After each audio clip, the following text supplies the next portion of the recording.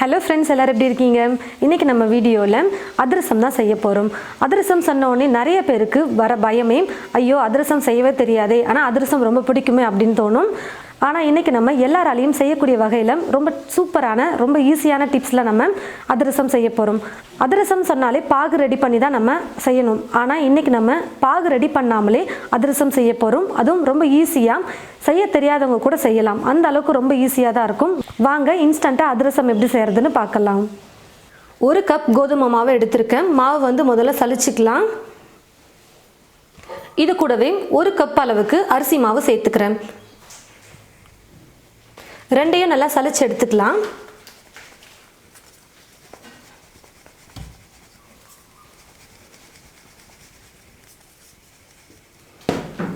மாவு சலிச்சதுக்கு அப்புறமா வெல்லத்தை நம்ம கரைச்சி எடுத்துக்கலாம்.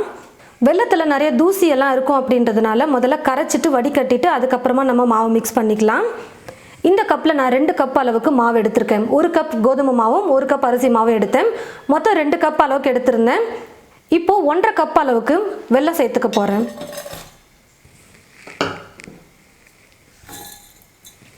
இப்போ இது கூடவே 3/4 கப் அளவுக்கு நான் தண்ணி சேர்த்துக்கிறேன். ஸ்டவ்வை பற்ற வச்சுக்கிட்டு வெல்லத்தை கரைச்சிக்கலாம்.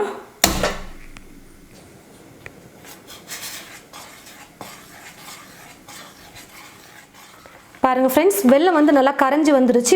இப்போ ஸ்டவ்வை ஆஃப் பண்ணாமல் ஸ்டவ் மேலே ஒரு கடாய் வச்சுக்கிறேன்.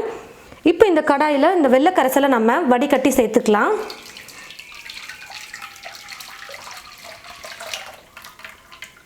ஸ்டவ்வை ஃபுல்லாக வச்சுட்டு இப்போ இது கூட ஏலக்காய் தூள் சேர்த்துக்க போகிறேன். ஒரு 2 சிட்டிகை அளவுக்கு ஏலக்காய் தூள் சேர்த்தா போதும்.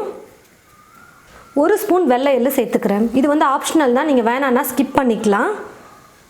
இப்போ ஸ்டவ்வை கம்மி பண்ணி வச்சுட்டு சலிச்சு வச்சுருக்கிற இந்த 2 மாவையும் கொஞ்சம் கொஞ்சமாக கொட்டி நம்ம மிக்ஸ் பண்ணிக்கலாம். நல்லா உருண்டைகளே இல்லாமல் நல்லா நைஸாக நம்ம மாவு மிக்ஸ் பண்ணி எடுத்துக்கணும்.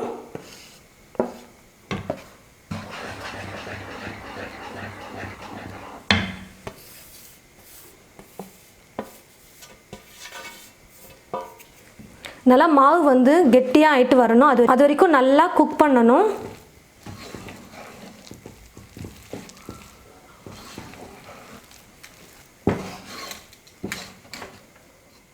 கொஞ்சம் கூட உருண்டைகளே இல்லாத மாதிரி நல்லா கரண்டி வச்சு நல்லா கலந்து கொடுத்துக்கோங்க.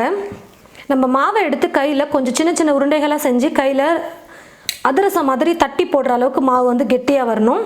பாருங்கள், கொஞ்சம் இலக்கமாக இருக்குது. இன்னும் கொஞ்சம் நேரம் குக் பண்ணோம்னா நல்லா கெட்டியாக வந்துடும். தீ ஃபுல்லாக வைக்காமல் ஸ்டவ்வை மீடியம் ஃப்ளேமில் வச்சுட்டே குக் பண்ணிக்கலாம்.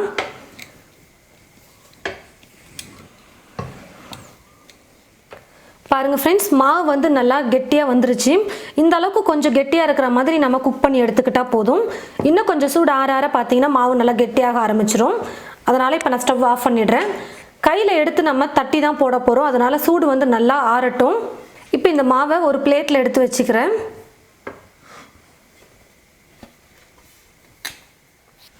பாருங்கள் ஃப்ரெண்ட்ஸ், மாவு நல்லா சூடு ஆறிடுச்சு. கையில் எடுக்கிற அளவுக்கு சூடு குறைஞ்சிருச்சு.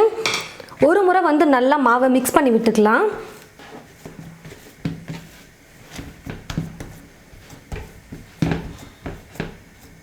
இப்போ பார்த்தீங்கன்னா கொஞ்சம் கொஞ்சமாக மாவை நம்ம எடுத்து உருண்டை பண்ணி வச்சுக்கலாம். நமக்கு ஸ்நாக் எந்த சைஸுக்கு வேணுமோ அந்த அளவுக்கு மாவு எடுத்து நம்ம உருட்டிக்கலாம். பேப்பர் எடுத்துக்கோ. பாருங்கள் ஃப்ரெண்ட்ஸ், இந்த மாதிரி ஒரு கவர் எடுத்துக்கோங்க. எண்ணெய் கவர் அப்படி இல்லைன்னா பால் கவர் கூட நீங்கள் எடுத்துக்கலாம். அந்த கவரில் கொஞ்சம் எண்ணெயை அப்ளை பண்ணிக்கோங்க லைட்டாக. இப்போ நம்ம உருண்டை பண்ணி வச்சுருக்கிற இந்த மாவை எடுத்து இதில் வச்சுட்டு நம்ம கையில் கொஞ்சமாக எண்ணெயோ இல்லை நெய்யோ தடவிக்கோங்க. நெய் தடவிட்டு நீங்கள் தட்டும்போது இன்னும் நல்லா டேஸ்ட் சூப்பராக இருக்கும் சாப்பிடும்போது ஸ்நாக்கு. நம்மளோட விருப்பம் தான் எண்ணெய் இல்லை நெய் வச்சுட்டு நம்ம தட்டி எடுத்துக்கலாம். ரொம்ப மெல்லிசாக தட்ட வேணாம், ஓரளவுக்கு மொத்தமாக, அதாவது அதிரசம் நம்ம செய்வோம் பார்த்தீங்களா, அதே மாதிரி நம்ம தட்டி எடுத்துக்கிட்டால் போதும்.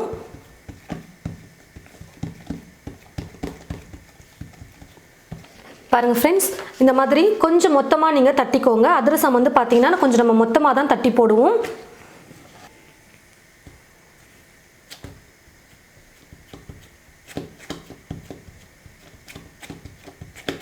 மாவு பார்த்தீங்கன்னா ஏற்கனவே நல்லா வெந்து வந்துருச்சு. அதனால் ரொம்ப நேரம் நம்ம எண்ணெயில் போட்டு குக் பண்ண வேண்டிய அவசியமும் இருக்காது.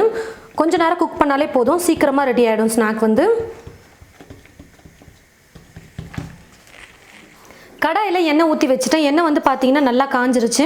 கொஞ்சம் மாவு போட்டு பார்த்தோம்னா தெரியும் எண்ணெய் காஞ்சிருக்கா இல்லையான்னு.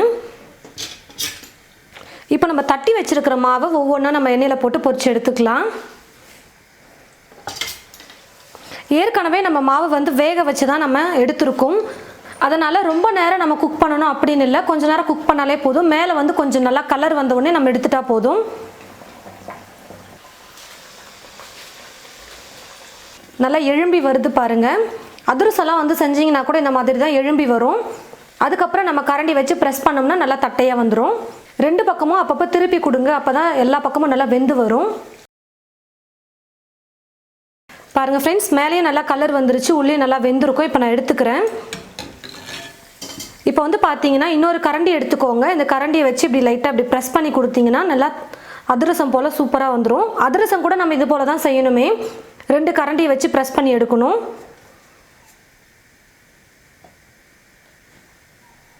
கிட்டத்தட்ட இதுவும் அதிரசம் தான். நம்ம இன்ஸ்டண்ட்டாக செய்கிற அதிரசம் தான். அரிசி மாவு மட்டும் வச்சு பாகு எடுத்து நம்ம அதிரசம் செய்வோம்.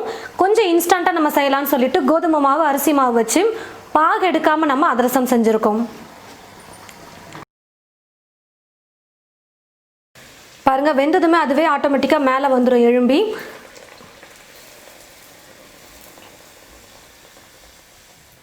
ரெண்டு பக்கமும் நல்லா வெந்துருச்சு. இப்போ நான் எடுத்துக்கிறேன்.